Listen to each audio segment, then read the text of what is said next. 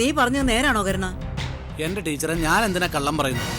Mary കുഞ്ഞമ്മ അവരെ കൂട്ടിക്കൊണ്ടുപോകുന്നത് നേരിട്ട് കണ്ടവരുണ്ടല്ലോ. ഒരിക്കൽ അവിടെ നിന്ന് അവരെ ഇറക്കി വിട്ടവള് ഇവിടെ നമ്മൾ ഇറക്കി വിട്ടെന്ന് അറിഞ്ഞപ്പോ തിരിച്ചു കൂട്ടി. അപ്പൊ ശത്രുത എത്രയുണ്ടോ നോക്കിക്കേ. ഇവിടെ നടന്നതൊന്നും കുഞ്ഞമ്മ അറിഞ്ഞിട്ടുണ്ടാവില്ല. അത് തന്നെ, കുഞ്ഞമ്മയോട് വിവരം പറയണം. കുഞ്ഞമ്മയ്ക്ക് അബദ്ധം പറ്റാൻ പാടില്ലല്ലോ. നീ എപ്പോഴാ ചെന്ന് പറയുന്നേ? ഇപ്പൊ തന്നെ പോവാ. കാല് വെട്ടും ഞാൻ.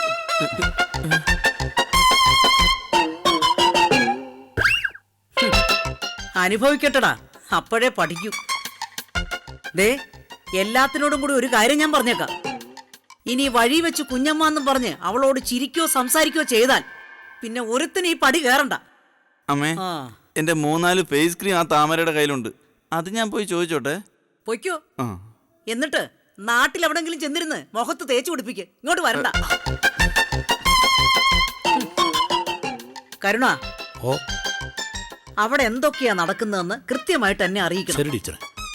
അമ്മേ, നമുക്കേ അവിടെ ഒരു ചെറിയ ക്യാമറ കൊണ്ടുവച്ച ലൈവായിട്ട് ഇവിടെ ഇരുന്ന് കാണാം. അതിനുള്ള ടെക്നോളജി ഉണ്ട് ഇപ്പോ. ഒന്നും മിണ്ടാതിരിയടാ. ക്യാമറ വെക്കാൻ അവിടെ പോണ്ടേ? അത് അമ്മയ്ക്ക് ഇഷ്ടമല്ലാന്ന് അറിഞ്ഞൂടെ? മോനെ അർജുന, നീ അമ്മയെ ഒരുപാടങ്ങ് സുഖിപ്പിക്കല്ലേ. 5 എണ്ണത്തിന് എനിക്ക് വിശ്വാസമില്ല. ദേ, ഇവനെ ഒഴിച്ചു. നീ വട കയറണ.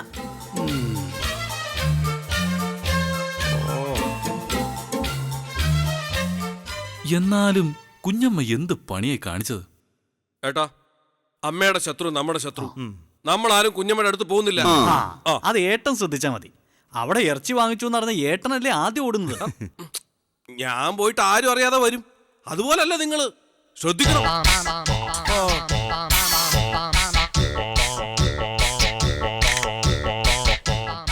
അപ്പൊ അവൻ പോകുന്ന കാര്യത്തിൽ തീരുമാനമായി.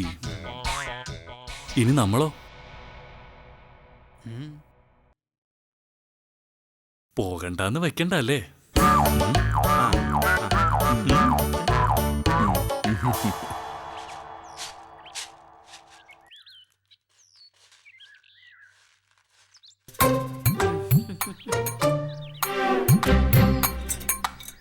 എന്റെ ചേച്ചി, പുറത്തുനിന്ന് കേൾക്കുന്ന പോലെ അല്ല കോവിലത്തിനകത്ത്. നിങ്ങൾ ഇരട്ടകളെന്ന് പറയുന്നത് തന്നെ അത്ഭുത. ദുഷ്ടത്തിയ ചേച്ചി, ആ പിള്ളേരെ പെടുത്തുന്ന പാട് കണ്ടിട്ടുണ്ടെങ്കിലേ. എനിക്കറിയാം കല്യാണി, മര്യാദയ്ക്ക് എന്തെങ്കിലും വെച്ചു വിളമ്പി കൊടുക്കുക പോലും ഇല്ല. അതല്ലേ അവറ്റകൾ തക്കം കിട്ടിയ ഇങ്ങോട്ട് ഓടി വരുന്നേ. ഹോ, ആ 5 എണ്ണത്തിന് മേരി ചേച്ചിയെ പെറ്റിരുന്നെങ്കിലേ ഇവിടെ പിന്നെ സ്വർഗം അല്ലേ, സ്വർഗം. ആ, ഒന്നിച്ചു ജനിച്ചതുകൊണ്ട് എന്റെ പ്രസവഭാഗ്യം കൂടി ആ ദുഷ്ടത്തി കൊണ്ടുപോയി.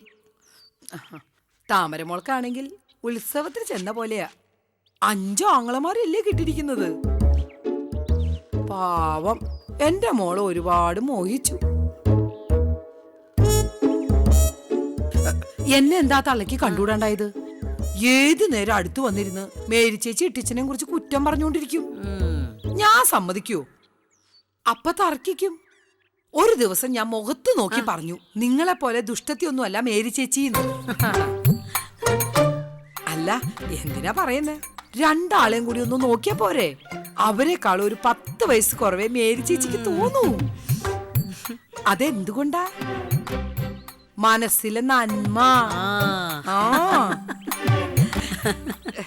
ഇട്ടിച്ചനും ഇങ്ങനെ തന്നെ പറയും. ഓ, പക്ഷെ ഞാനതൊന്നും കാര്യമാക്കാറില്ല.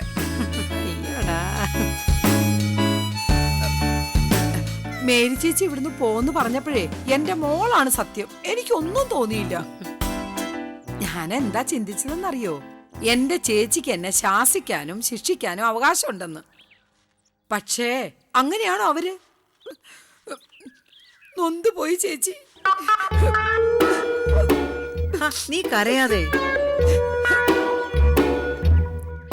ഈ സ്നേഹം കല്യാണി മറക്കില്ല ചേച്ചി. ചേച്ചിയുടെ പ്രതികാരം തീർക്കേണ്ടതേ ഇനി കല്യാണിയുടെ കടമയാ. ആ, കോവിലകത്ത് കുഞ്ചിയമ്മയുടെ മുമ്പില് എന്റെ മേരി ചേച്ചി ജയിപ്പിച്ചിട്ടേ ഇനി കല്യാണിക്ക് വിശ്രമമുള്ളൂ. നോക്കിക്കോ.